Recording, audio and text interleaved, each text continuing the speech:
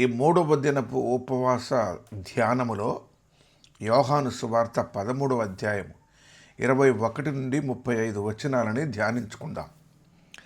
యేసు ఆత్మలో కలవరపడి ఒకడు నన్ను అప్పగించబోతున్నాడు అని శిష్యులకు చెప్పగానే వారు ఒకరికొకరు సైగ చేసుకున్నారు.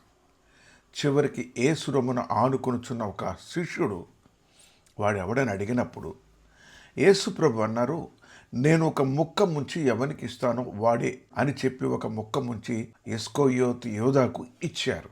వాడు ఆ ముక్క పుచ్చుకొనగానే సాతాను వానిలో ప్రవేశించెను అని వ్రాయబడి ఉన్నది. డబ్బు సంచి వాని దగ్గరే ఉన్నది. వాడు బయటికి వెళ్ళిపోయినాడు. అప్పటికి రాత్రి అయిపోయింది. ప్రభు అంటున్నాడు, ఇప్పుడు మనుష్య కుమారుడు మహిమపరచబడ్డాడు, ఎందుకంటే క్షణక్షణం వాడి హృదయం నేను ఎరుగుదును అంటూ తెలియపరుస్తూ వచ్చాడు. అప్పుడు అన్నాడు, పిల్లలారా, కొంతకాలమే మీ దగ్గర ఉంటా.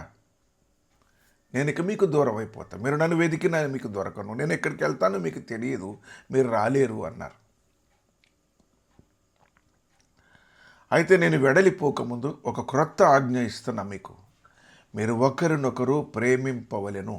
నేను ప్రేమించినట్టే మీరు కూడా ప్రేమించాలి.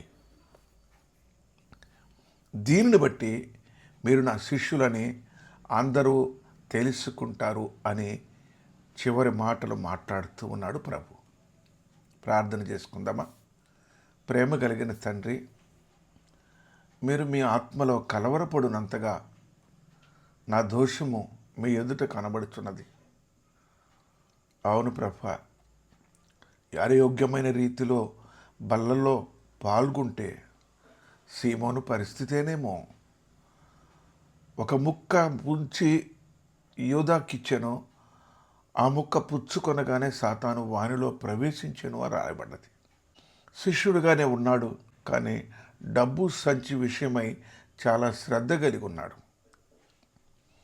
రాత్రివేళ బయటికి వెళ్తున్నాడు.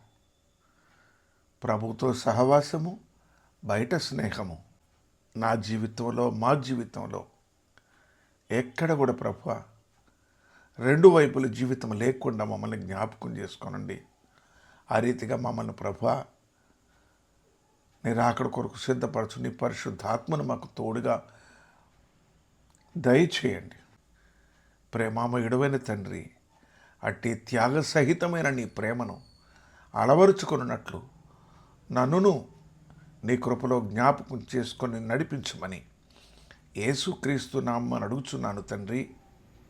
ఆమెన్.